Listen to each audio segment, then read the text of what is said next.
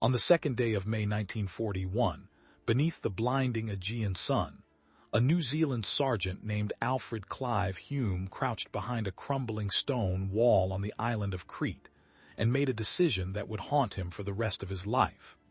Within 72 hours, he would kill 32 men, but not in the way soldiers are trained to kill, not from trenches or behind machine guns or in the clean chaos of open battle. He would kill them while wearing their uniform, speaking their language, walking among them as one of their own. And when the war ended and the medals were pinned and the official histories written, no one would tell the truth about what he had done. The heat on Crete in May was suffocating, the kind that turned metal too hot to touch and made the horizon shimmer like water. Alfred Hume was 28 years old, a farmhand from the South Island who had never imagined he would die on a Greek island he could not pronounce 6 months earlier. He had thick forearms scarred from barbed wire and shearing, a quiet manner that made other men trust him, and a younger brother named Jack serving in North Africa, whom he had not seen in 8 months. The island smelled of thyme and dust and the faint salt rot of the Mediterranean. The Allied forces defending it were a patchwork of exhausted men, British and Australian and New Zealand troops pulled from other campaigns, equipped with outdated rifles and almost no anti-aircraft guns. They had been told Crete was strategically vital. They had been told to hold it. No one had told them how. The German invasion began at dawn on the 20th of May with a sound unlike anything Hume had ever heard. Not the whistle of artillery or the drone of bombers, but something stranger, softer, almost beautiful. Thousands of parachutes blooming white and green against the pale morning sky. They fell like seeds, like snow, impossibly slow, and for a few surreal seconds the men on the ground simply stared. Then the shooting started. The German paratroopers were Fallschirmjäger, elite airborne infantry trained for vertical envelopment, and they came down in waves so thick they blotted out the sun. Many died before they hit the ground, caught in their harnesses, spinning like puppets. Others landed in olive groves and gullies and dry riverbeds and came up fighting with submachine guns and grenades, and a ferocity that shocked the defenders. Hume fired until his rifle barrel burned his hand. He reloaded in the shadow of a stone terrace while bullets chipped the wall above his head, and a man 3 meters away clutched his throat and made a wet choking sound that did not stop. The battle was not organized. There were no clear lines, no coordinated defenses, just pockets of men shooting at whatever moved. The Germans who survived the drop moved fast, securing roads and airfields, and by nightfall the Allies had been pushed back into the hills. Hume had killed at least 4 men that day. He did not feel proud. He did not feel anything except a bone-deep exhaustion and the strange metallic taste of adrenaline that would not leave his mouth. On the second day, the snipers arrived. They came with the second wave of German reinforcements, specialists trained at Scharfschützenschulen, sniper schools where men learned to kill from distances so great their targets never heard the shot. They wore mottled camouflage smocks that blended into the scrub and carried Mauser rifles fitted with Zeiss scopes, and within hours of their deployment the character of the battle changed. Men began dying in ways that terrified the others. A soldier would stand to pass ammunition, and his head would snap back and he would drop without a sound. Another would crouch behind cover he thought was safe, and a bullet would find the gap between stones and punch through his chest. The snipers did not waste shots. Every crack of a rifle meant someone was dead or dying, and the psychological effect was devastating. Men stopped moving. They pressed themselves into the earth and refused to lift their heads, and the cohesion of squads began to fracture. Hume saw it happen to his own unit. A corporal named Briggs took a round through the lung while trying to reach a wounded private. The private, a boy of 19 who had lied about his age to enlist, screamed for help for 20 minutes before he went silent. No one could reach him. The sniper had him pinned, and anyone who moved toward him died. Hume lay flat behind a low stone wall and felt something harden inside him, something cold and patient and utterly without mercy. He had grown up hunting red deer in the high country of the South Island. He understood stillness. He understood wind and distance and the mathematics of a clean shot. And he understood that if the snipers were not stopped, everyone in his unit would be dead by sunset. He waited until the German sniper fired again. The muzzle flash was faint, barely visible, but Hume caught the direction. He estimated the range at 400 meters upslope in a cluster of rocks above a dry stream bed. He adjusted his sights, controlled his breathing, and fired 3 times in quick succession, walking the shots toward the source. On the third shot, he saw movement, a shape tumbling forward and then nothing. The silence that followed felt enormous. Men around him began to breathe again. Hume did not celebrate. He simply stood, slung his rifle, and walked across open ground toward the sniper's position. Someone shouted at him to get down, but he ignored them. He moved in a crouch, zigzagging between cover, and reached the rocks without drawing fire. The German sniper was younger than Hume had expected, barely 20, with blonde hair and a face already losing color.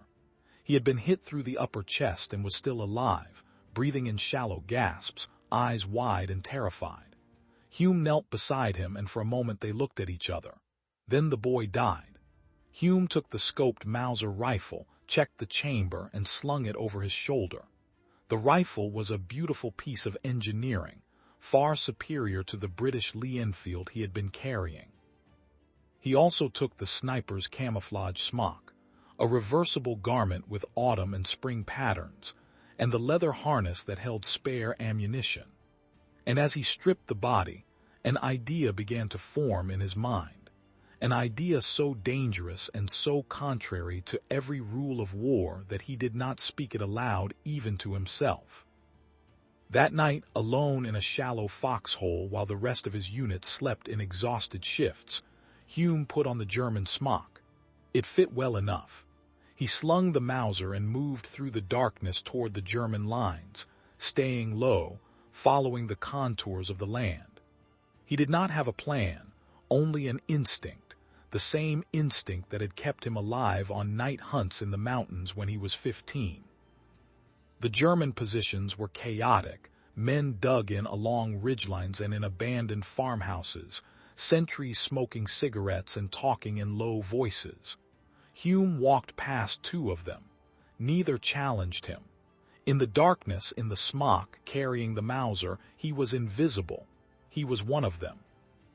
He found another sniper an hour before dawn, a man sitting alone on a stone outcrop, scanning the valley below through his scope. Hume approached from behind, silent on the soft earth, and when he was close enough to hear the man's breathing, he drew his fighting knife and killed him with a single thrust to the base of the skull. The man died without sound. Hume took his ammunition and moved on. By the time the sun rose, he had killed 4 more, all of them snipers, all of them taken by surprise in positions they thought were safe. He returned to Allied lines just after dawn, slipped back into his foxhole, and hid the smock under his pack. No one had noticed he was gone. Over the next 3 days, Hume repeated the process. He would wait until dark, put on the smock, take the Mauser, and move into German-held territory. He learned their patrol patterns, their watchwords, the way they moved and spoke. His German was poor, but in the chaos of the battle no one questioned a lone paratrooper moving between positions. He killed methodically, without hesitation, targeting snipers first because they were the greatest threat, but also because they were often isolated, easier to approach, less likely to be missed immediately. He used the knife when he could. When he had to shoot, he used the Mauser, and the sound was attributed to German sentries firing at shadows. The effect on Allied morale was immediate. Sniper casualties dropped. Men began to move more freely, to communicate between positions, to function as units again. No one understood why. Hume did not explain. He told no one what he was doing, not his commanding officer, not the men in his section. He carried the weight alone, and it was a weight that grew heavier each night. He was not a sadist. He did not enjoy killing. But he had discovered that he was very, very good at it, and that discovery frightened him more than the enemy ever had. On the fourth day, a runner found Hume in his foxhole and handed him a crumpled piece of paper. It was a telegram, delayed by 3 days, forwarded from Egypt. His brother Jack had been killed in action near Tobruk. Hume read the message twice, folded it carefully, and put it in his breast pocket. Then he picked up his rifle and went back to work. He did not cry. He did not speak. He simply added another name to the list of reasons why the men he was killing deserved to die. By the end of the first week, the Allied position on Crete had become untenable. The Germans controlled the airfields. Reinforcements were arriving by the hour, and the order came to withdraw. The evacuation would be conducted at night under fire from beaches on the southern coast. It was a disaster waiting to happen, and everyone knew it. Hume's unit was tasked with covering the retreat, holding a ridge above a narrow valley while the bulk of the Allied forces pulled back. They were outnumbered 5-1. No one expected them to survive. Hume made his decision during the afternoon of the withdrawal. While his unit prepared defensive positions, he slipped away, put on the smock for the last time, and moved directly into the German assembly area. He no longer cared about being cautious.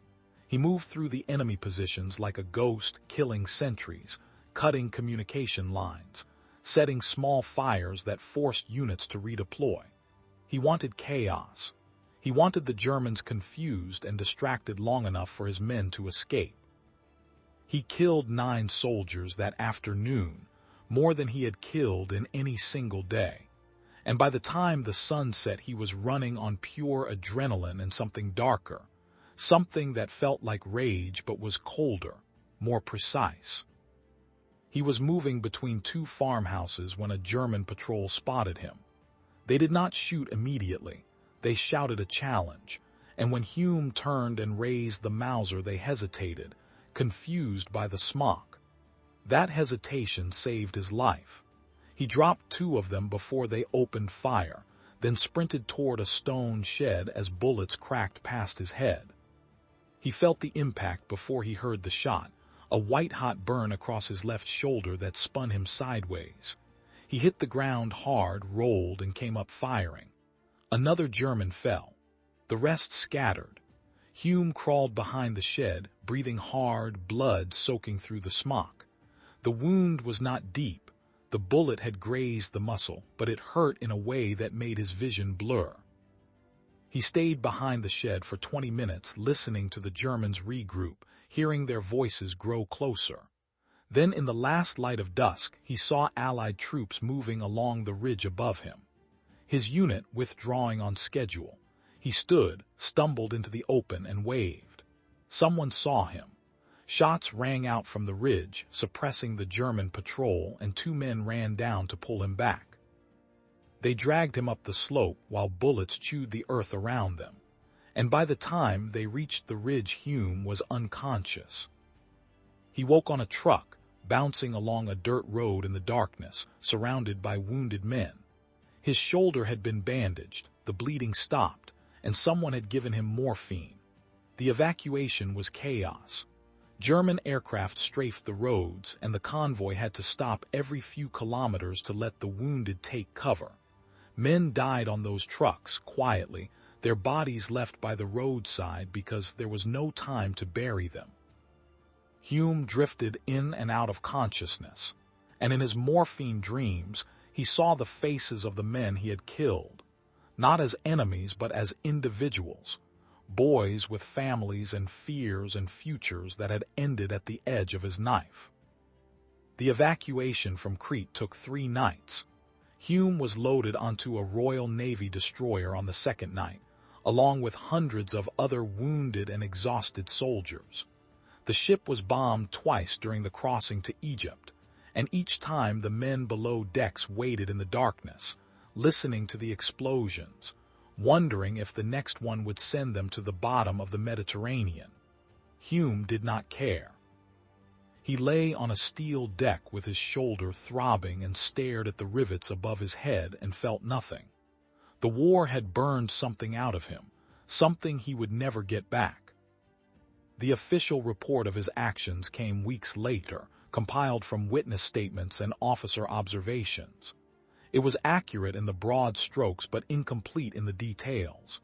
It described his rescue of wounded men under fire, his skill as a marksman, his courage in engaging enemy snipers at extreme range. It did not mention the Smock. It did not mention the infiltrations, the close-quarters killings, the deliberate deception. Those details were classified, buried in intelligence files, deemed too sensitive for public consumption. The use of enemy uniforms in combat was, technically, a violation of the Geneva Conventions. It could be prosecuted as a war crime. And so the truth was quietly rewritten, sanitized, made palatable for a public that needed heroes, not moral ambiguity. Alfred Hume was awarded the Victoria Cross, the highest military decoration for valor in the British Commonwealth. The citation praised his gallantry and devotion to duty. It was presented to him at a ceremony in Cairo, and he accepted it with the same quiet reserve he had shown his entire life. He did not feel like a hero. He felt like a man who had crossed a line that most soldiers never even saw, and who had survived to carry the knowledge of what lay on the other side. The psychological cost became apparent in the years that followed. Hume returned to New Zealand after the war, to the farm and the mountains and the life he had left behind. But he was not the same man. He did not speak about Crete, not to his family, not to other veterans, not to anyone. He suffered nightmares, violent episodes of insomnia, sudden rages that seemed to come from nowhere. What would later be recognized as post-traumatic stress disorder was, in his time, simply called shell shock or weakness, and men were expected to endure it in silence. Hume endured. He worked the land, he raised sheep, he lived a quiet life. But those who knew him well said there was a sadness in him that never lifted, a distance in his eyes, as though part of him had never left that island. The Battle of Crete was, strategically, an Allied defeat. The Germans secured the island and used it as a base for operations in the Mediterranean.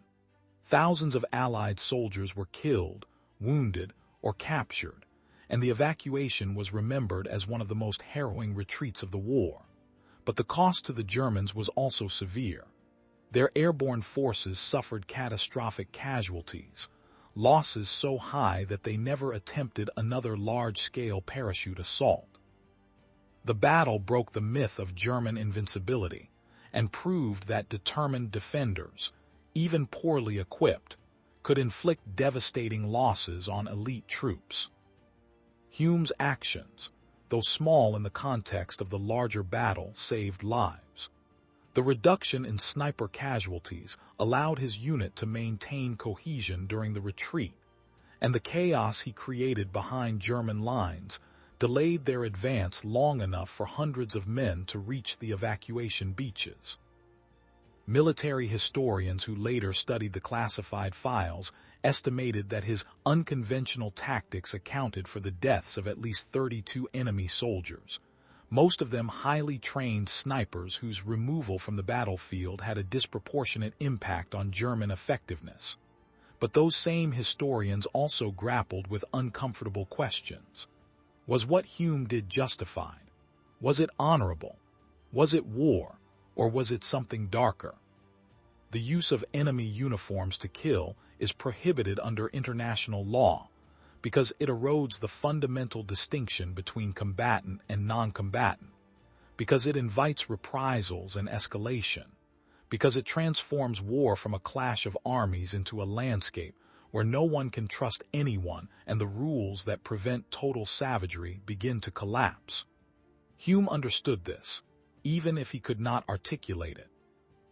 He knew that what he had done was effective but also dangerous, not just to the enemy, but to the moral framework that separates soldiers from murderers.